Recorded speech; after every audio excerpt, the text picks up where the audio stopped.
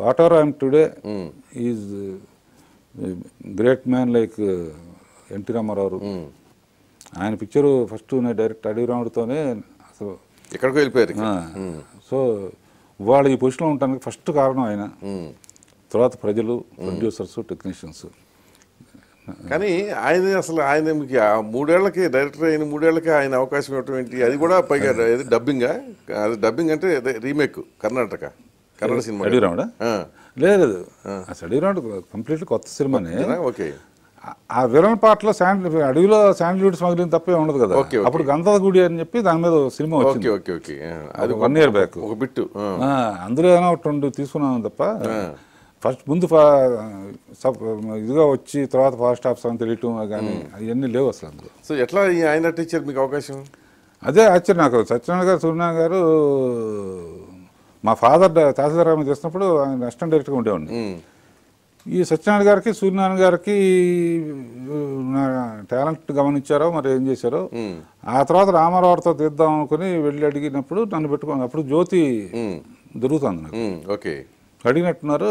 నేను దాని ఉంది బ్రదర్ ప్రకాశ్రావు అబ్బాయి నాకు బాగా తెలుసు, ఓకే నాకు అభ్యంతరం లేదు, మంచి కథ రెడీ చేసుకోమనండి. వాళ్ళు వచ్చి చెప్తే నన్ను నమ్మలే అసలు.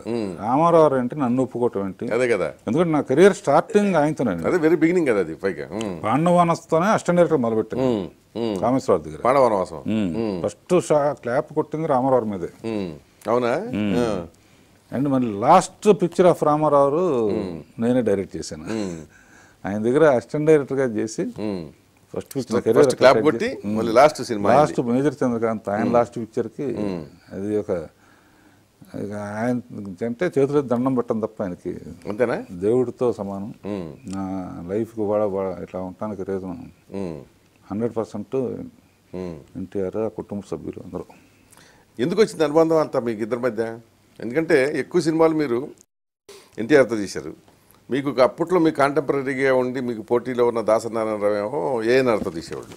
అంటే అడిగాడు ఇవన్నీ అయిన తర్వాత అప్పటికి ఆయన చిన్న సినిమాలు ఎక్కువ చేస్తూ ఉండేవాడు. అదే అప్పుడు కాదు, అంటే నెక్స్ట్ స్టేజ్. మా ఇద్దరికి ఎప్పుడు పర్సనల్గా కాంపిటీషన్ ఉండేది కాదు.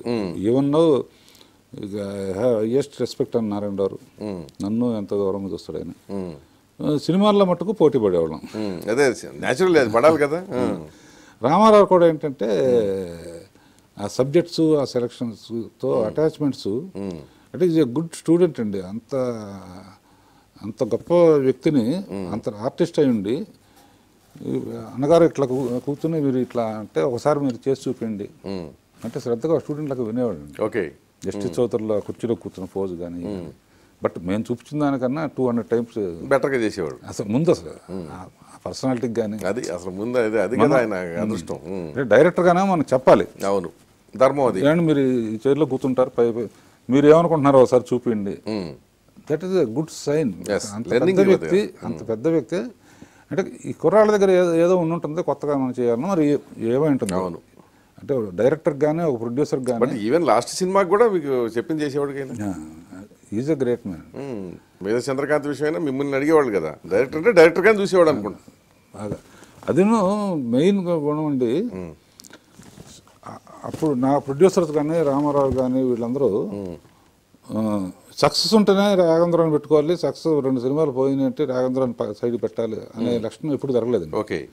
రామారావుతో 3-4 ఫెయిల్యూర్స్ ఉన్నా ఎక్కువ పర్సంటేజ్ హిట్లే ఉన్నాయండి, సెన్సేషనల్ హిట్స్. అవును. ఓ పిక్చర్ పోతే ఆయన ఏమంటారు అని కంగారుగా వెళితే ఆశ్చర్యంగా ఇట్స్ ఆల్ రైట్ బ్రదర్, మన తప్పు మనం తెలుసుకున్నాం, మన అనేవాడు. అంతే ఉండాలి ఎప్పుడు, మన అనేది కలెక్టివ్ రెస్పాన్సిబిలిటీ.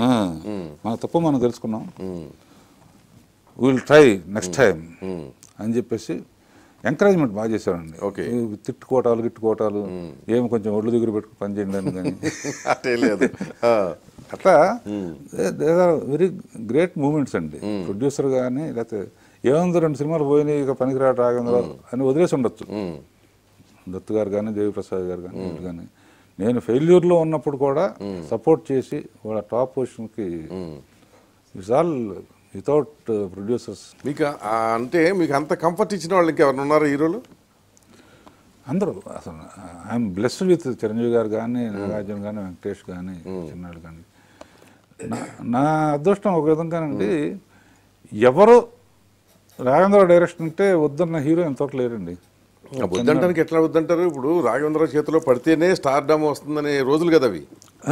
హీరోయిన్ కానీ హీరో కానీ అంటే ఫెయిల్యూర్లో ఉన్నా కూడా పిక్చర్ ఆడలేదని. కానీ ఇప్పుడు మీకు ఫెయిల్యూర్లో ఉండి డౌన్ అయింది ఎప్పుడు లేదు మీరు? అంటే పూర్తిగా డౌన్ అవ్వలేదు.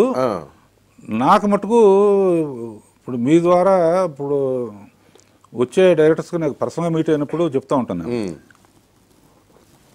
జనరల్గా నాకు 50% ఆఫ్ లైఫ్ డైరెక్టర్గా వచ్చే వరకు మనకు డైరెక్షన్ చేయకపోతే మనకు వచ్చే ఇన్కమ్ ఏంటనేది ఎప్పుడు తెలుసుకోరు నేను. ఓకే, వచ్చింది ఖర్చు పెట్టేయటం, లేకపోతే అంటే వ్యసనాలకు కాదు. అదే వ్యసనాలు లేదు. ఫ్యామిలీ, లార్జ్ ఫ్యామిలీ, కొంచెం ఇది లిబర్టీ అవసరాలకి సక్సెస్ అయ్యింది అనుకోండి, అసిస్టెంట్ డైరెక్టర్స్ కానీ వీళ్ళకి కానీ కొంచెం లిబరల్ కూడా ఫ్రిడ్జ్లు కొనియటం కానీ ఈ కానీ ఫస్ట్ టైం అనేవాళ్ళు. అప్పుడు అసిస్టెంట్ డైరెక్టర్స్ కొనిచ్చారు రాఘవేంద్రరావు.